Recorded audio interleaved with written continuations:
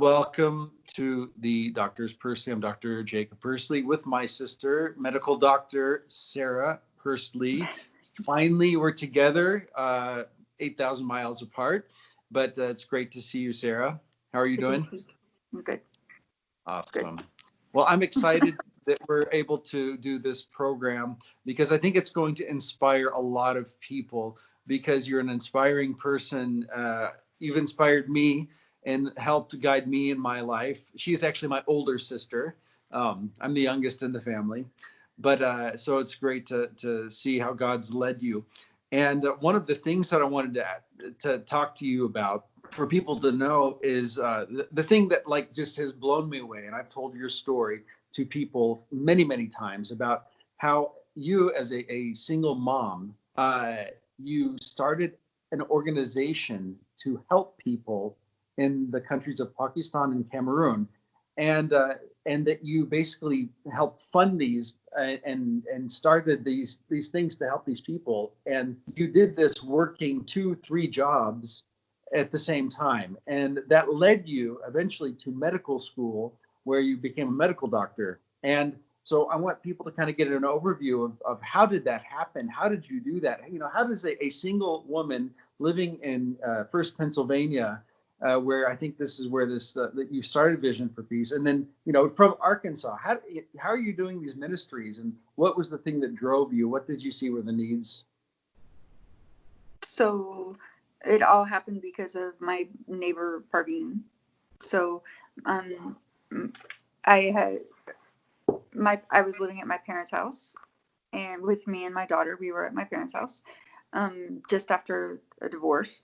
And so I met one of my parents' neighbors. Her name is Parveen. They lived 3 doors down, and they had 3 little girls who are exactly my daughter's age. So they became best friends. And if you couldn't find my daughter, you just go to her house because that's where she's at. And she's eating dinner there every day, and that's where she lived. And we became really close. And I was just working at the airport at the time to find a job, paying basic bills and things, trying to figure out what I was doing. And I'm spending some time with Parveen, and she's telling me about her village where she grew up. And she's telling me these stories. And she's telling me that when she grew up, that it was like a rural community, and her parents made money based on the crops that they sold. So if they didn't sell enough crops, they couldn't pay for her tuition for her school, and that was like $2 to $3 a month. But if they couldn't pay the tuition, then she would have to wait and get her name called and miss school and be out for a month. And so she would be in and out of school every other month based on the crop sales. And she hated it. And she was telling me how stressful it was, and how in Pakistan she had to take her own cups and her own utensils to school because she wasn't allowed to use the water fountain where the other children used, or sit next to them. She had to sit out away from them because being a Christian there, and being in the public school system, if you're a Christian, you have to eat away from the other children, and you're not allowed to use the water fountain, and you have to have your own cup and your own utensils, and you just really get picked on and put down. And so she's telling me all these stories, and it sounded like just something from like a movie, or it just didn't sound real. And I was like, that's going on right now today? And she was like, yeah, that's happening. And I'm like, okay, I need to see this. And she was like, okay, go fly to Pakistan. My brother will pick you up at the airport, and he'll take you to the village, and he'll show you everything. And you can see it yourself. You can stay at my parents' house. I was like, okay, great. So since I was working for the airport, I got a ticket, and I flew to Lahore, and her brother picked me up at the airport. And it was more than what she had told me. It was so much more, and so much worse, and so much harder. And I had no idea that that's what I was about to experience. Right. And if I hadn't been there, I had no clue to this day that that's still going on. The things that I finally got to see there, I was in shock most of the trip. I mean, just for the viewers, the people that will watch this, Pakistan is the Islamic Republic of Pakistan, so it's run by Sharia law. And Christians that are living there are under they're dhimmi class people. They're living under what's called dhimmitude, so they have separate laws and separate. They segregate them, as Sarah, Dr. Pursley just explained. And so for you, you also had to keep yourself covered while you were there, and everything that you did. Oh yeah. Yeah. Yeah, I mean, I wore all the right clothes and I was very appropriate at all times. Yeah. I think I realized by the third trip that I took that it's not really that useful for me to be in their country because they have to be worried about my safety, and the people that I want to be helping there, I'm better at helping them from here, knowing people Right. there that I basically, as long as you know someone there that you trust 100%, you can do anything you need to do. But you don't have to personally be there and take care of things, you know. So you were able to. So what were some of the things, the biggest needs that you saw that you were able to meet and that you've been continually helping with? So mainly it started with Parveen's story where she said she was missing school every other month because they couldn't afford tuitions. So I went to the Christian school in her village of Clarkabad, and I met the principal there and hung out with her and met all the students, and I had already started paying for a few of the baby students for their tuitions because it's $2 or $3 a month for tuitions.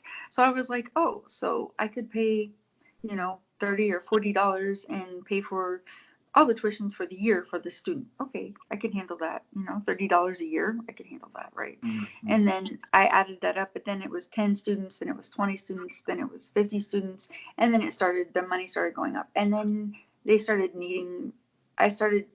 So what happened with that trip really was that I also saw you see so much need everywhere. It's a little overwhelming and it's hard to prioritize what you can and can't accomplish because you really want to do things because you see people who can't eat.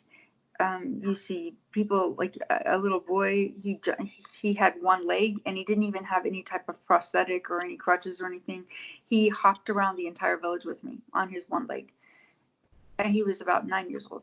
And then you just see some really truly horrible, sad things, the kind of things you see on TV that don't really look real, but then you're in the village and you're seeing it. And so between seeing the medical needs are just in your face. You can't look away from it. You can't escape it. You see it all the time.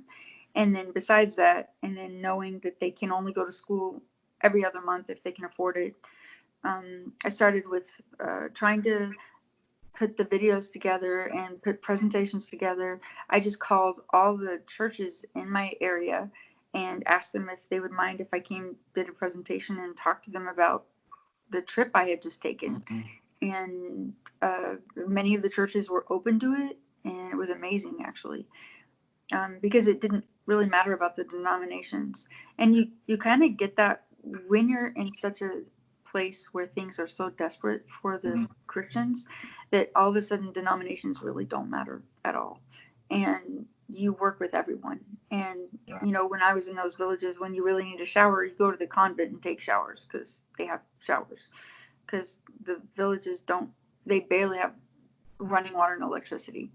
A very basic running water and electricity. And I don't know. So it started with tuitions. And then it went to some medical things, which then I started learning some lessons about how to work in other countries because I had a problem where I paid for a surgery for a 15-year-old girl to correct her legs from rickets. And she'd had rickets from childhood growing up, and her legs had never developed properly. And so I paid for this surgery. I was not in medicine at the time. I had no clue. I just knew it's a major surgery, but I had no clue what she was about to do.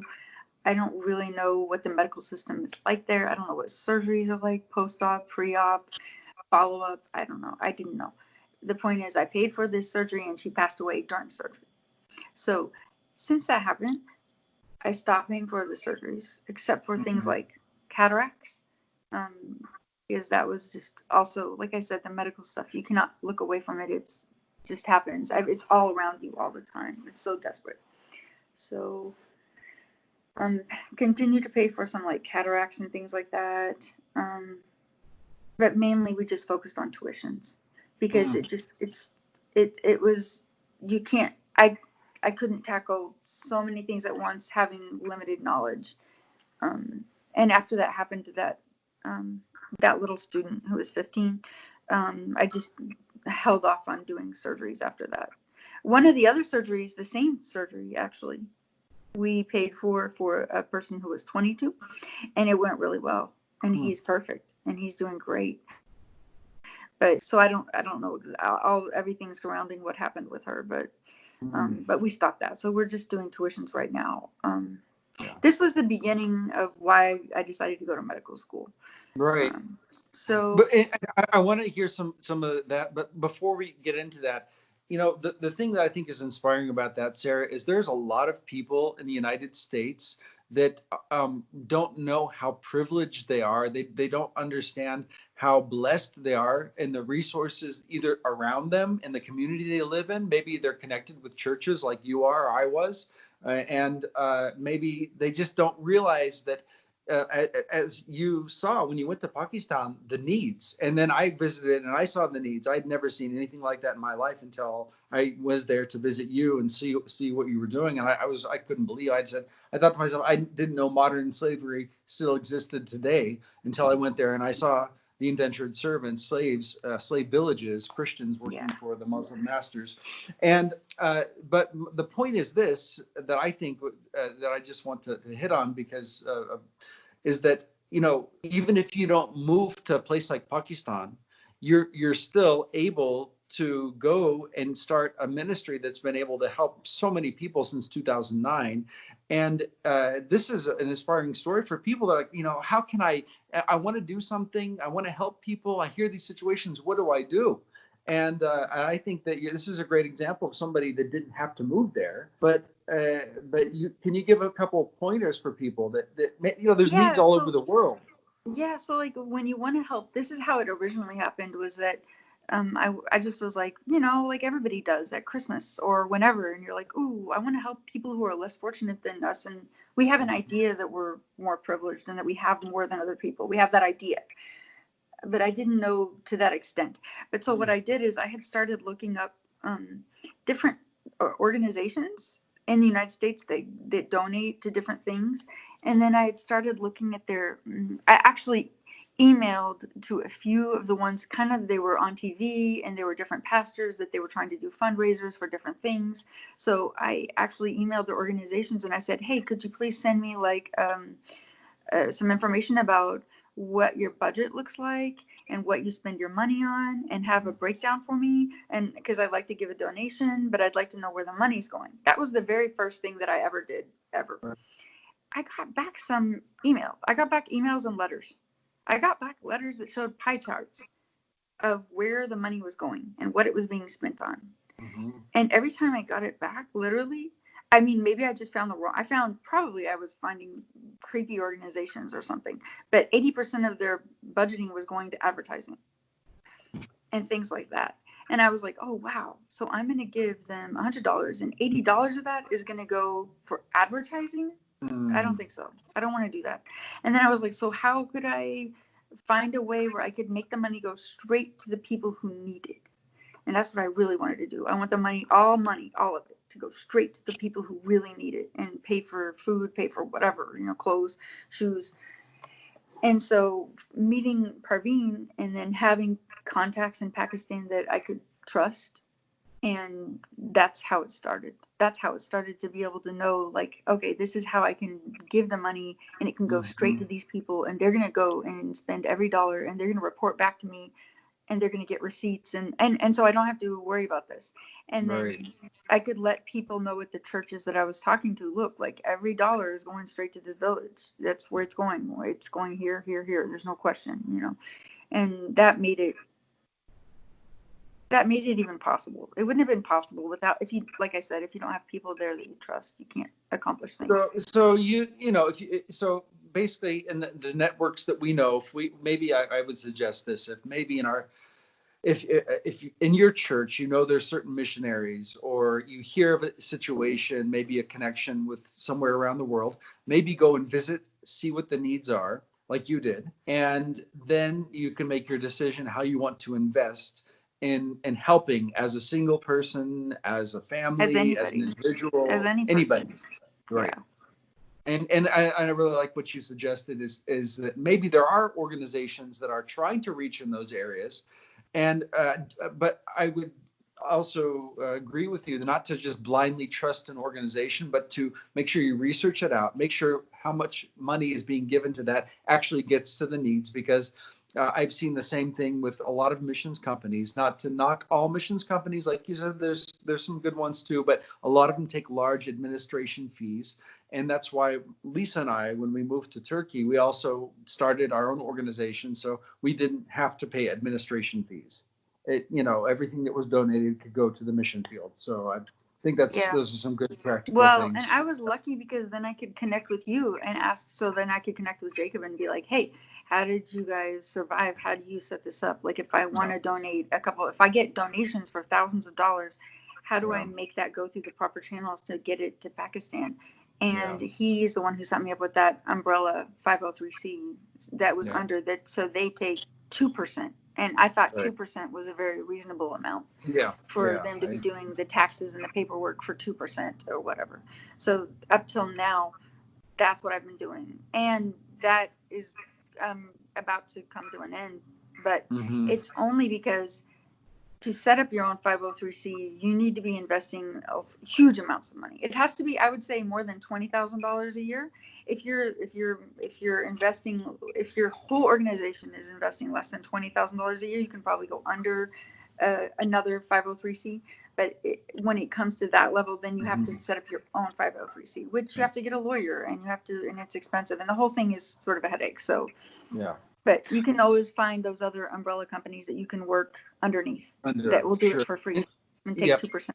Yeah, I can definitely recommend some, maybe in the description. But Sarah, let me close out this program for today, and then we'll talk in the second program about your vision for what this vision for peace is for the future, and how you went through medical school as a single parent. So that'll be our next subject. So we'll talk soon about this. Good seeing you, and see you in episode 2. Okay.